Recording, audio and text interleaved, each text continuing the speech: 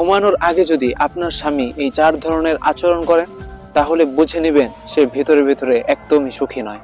1, ঘুমোতে যাওয়ার আগে সে একদম চুপচাপ হয়ে যায়, আপনার সাথে মোটেও আগ্রহ দেখায় না, আলাদা থাকতে চায়, আপনার সঙ্গে সময় কাটাতে এড়িয়ে চলে। এই নীরবতাই অনেক সময় ভিতরের দূরত্বের প্রমাণ দেয়। 2, একই সময়ে ঘুমোতে চায় না, মোবাইল, টিভি বা অন্য কোনো কাজে নিজেকে ব্যস্ত রাখে। যদিও সে আপনার পাশে, কিন্তু মানসিকভাবে সে আপনার থেকে অনেক দূরত্ব বজায় রাখছে। এটা আসলে মানসিক সংযোগ কমে যাওয়ার লক্ষণ হতে পারে।